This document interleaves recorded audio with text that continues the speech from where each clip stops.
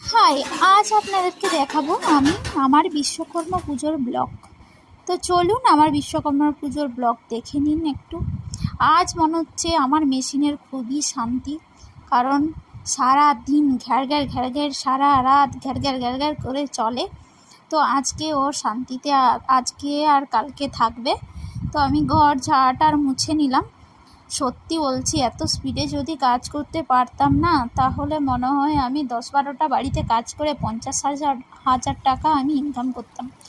এই যে জল পড়ছে, চলুন আমি একটু কেচে টেচে নিই, কারণ ঘর ঝাড় দেওয়া মোছা হয়ে গেছে, এবারে কেচে নিই।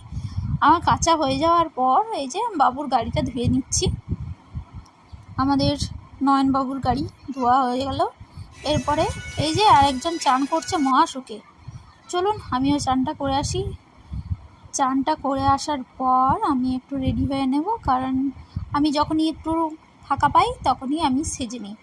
আমার সাজতে খুবই ভালো লাগে, আর আমাকে সাজার পর কেমন লাগছে একটু বলবেন।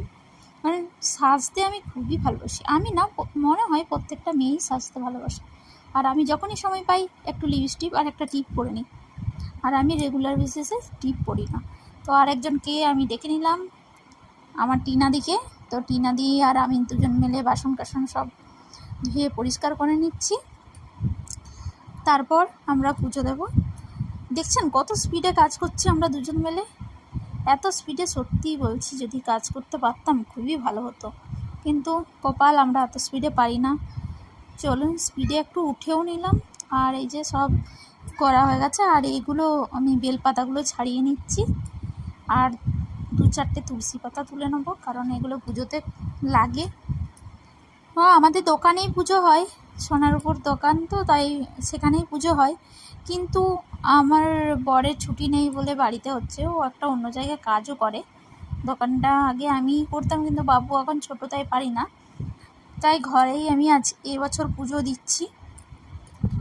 তো পুজোর সব কিছু আমাদের রেডি হয়ে গেছে, টিনাদি সব কিছু কেটে মেটে দিয়েছে, আমি শুধু সাজিয়ে নিলাম। সব কিছু দিয়ে সামনে করে দিলাম, যাতে ব্রাহ্মণের অসুবিধা না হয়। আর ব্রাহ্মণ, আমি রেডি হতে হতে ব্রাহ্মণ একবার এসেছিল, তো আমার তখন পুরোপুরি রেডি হয়নি। তো ব্রাহ্মণ বলল যে তুমি রেডি করতে থাকো, আমি অন্য বাড়িতে একটা পুজো করে আসি। তো রেডি হতে হতে তারপরে সব কিছু রেডি করে তারপরে দেখছি আমাদের ব্রাহ্মণ মশাই চলে এসছেন। তারপরে পুজো দিচ্ছি। আপনারা কিন্তু মন্ত্র শুনতে পাবেন না, আমি পাবো, কারণ আমি মন্ত্রের সাউন্ডটা অফ করে দিয়েছি, তার জন্য আপনারা শুনতে পাচ্ছেন না। আর এই যে ভয়েস দিতে দিতে আমার ছোট্ট বেবি উঠে গেছে, প্যাঁ প্যাঁ করছে, কী করা যাবে।